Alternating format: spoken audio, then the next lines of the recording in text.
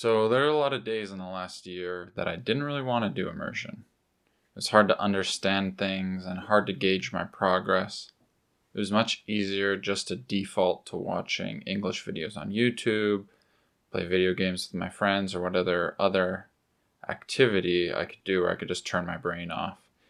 But what I've come to realize is that I'm not the nicest person to myself. Even though I didn't feel like I wanted to do immersion, I'd tell myself I should be doing it.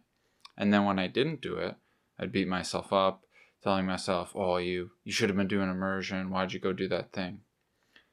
Now, this has to do with willpower. From what I understand, willpower has actually been shown in studies to be somewhat of a finite resource. Basically, there was this study done where some people were put in different rooms.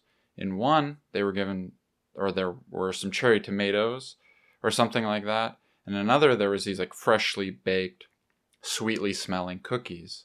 Now, every time they put someone in a room, whether it was the tomato room or the cookie room, they told them that they weren't allowed to eat whatever was there. You're not allowed to eat the cookies, you're not allowed to eat the tomatoes.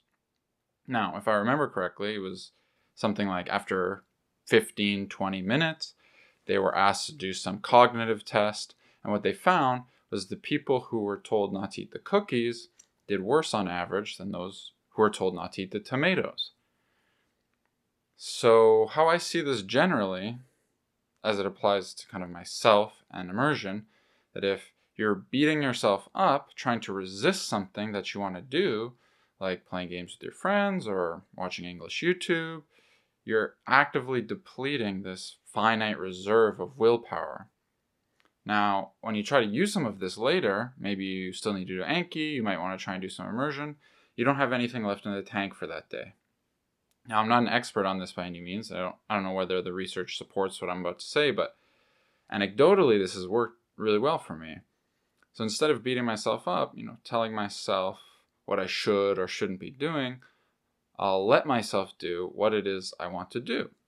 The catch being, I put a time limit on it. So I won't spend, the entire evening ignoring immersion. And after I've relaxed doing whatever my monkey brain wanted to do, usually I find I actually have the willpower to do the thing that my non-monkey brain wanted to do, which in my case is to do immersion. Now, over time, I found that the more and more I'm able to understand, the more and more content I find that I genuinely enjoy, the more and more I gradually shifted away from native language hobbies and replaced them with target language hobbies. That's not to say I never do anything in my native language. And there's still lots of things that I want to do that isn't in Japanese.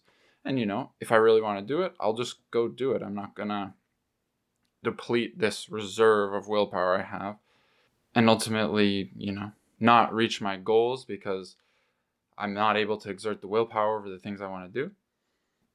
Now, you could always try and do what some of the more hardcore people have done and create this entire immersion environment from day one.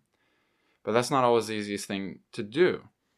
That can take a lot of willpower, not only to set up, but to continue doing that after you've set it up takes a lot of willpower.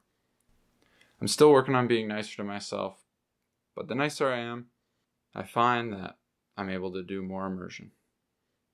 As always, thanks for watching. Feel free to leave comments. I love reading and responding to all of them.